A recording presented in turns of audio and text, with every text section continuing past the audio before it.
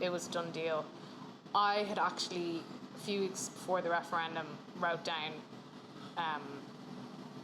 63%. Was it 63 or 62? All through the campaign, I think like lots of people, I never believed the polls, and I was always afraid of the outcome. And I never dared allow myself to be confident or positive really about it. Until maybe the last couple of days, like literally the last 2 or 3 days, I started to let a little confidence seep in. But then I would worry that I was going to jinx it or something.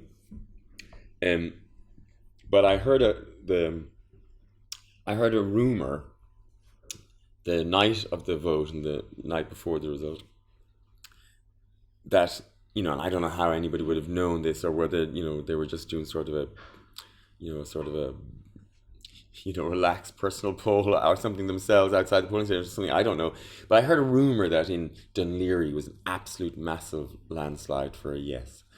Now, first of all, I didn't know if that information was true, and secondly, Dún Laoghaire has a reputation of being one of the most liberal constituencies in the whole country anyway. But just the fact that that kind of rumor was going around was making me feel a little more confident. And of course, I knew about the home to vote stuff, and you had seen that all day. I voted yes in the referendum because I feel that every single person deserves the right to get married.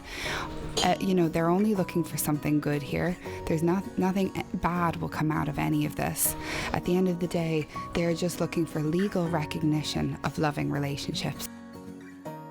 I think it was about time that Ireland kind of grew up and took responsibility for just every citizen, and it was great to make that stand, to be progressive and liberal and stuff.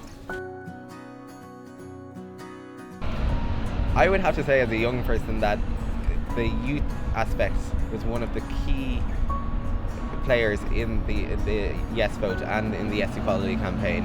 When you look at different events and different things that happened over the last few months, the Register to Vote campaign, which was one of the biggest voter registration drives in Ireland. We've seen over 20,000 people be registered in a space of 3 weeks.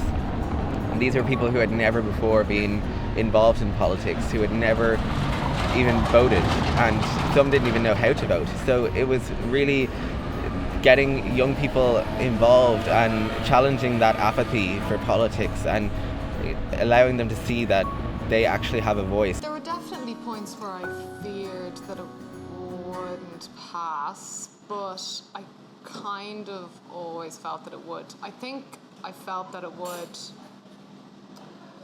because the alternative was just unthinkable. I think that it just came out of like this blind positivity of like, it has to pass. I think there is a fundamental passion for justice in this society, and I really do believe that once people can understand, well, that's not fair. And going along the doors, Catherine and the whole team and in Tala just walked miles and listening to people, and sometimes it took a bit of a conversation, but once somebody understood, no, that's not right, that's not fair, no, I will. And sometimes you'd get the door open and they'd say, oh God, the parish priest says X, Y, and Z, and then just in dialogue they'd say, well, I remember one woman, 85-year-old, she just, in the course of conversation, said, I don't care. I'm doing it. And I think, having been a colonised people, we won't be colonised again. I never believed that the change would ultimately come about just because of us. I believe that you would always, the only way people would want this and accept it as normal is if we heard about how it impacted hundreds of thousands and millions of other people's lives. The referendum campaign gave us a real opportunity to show that, though.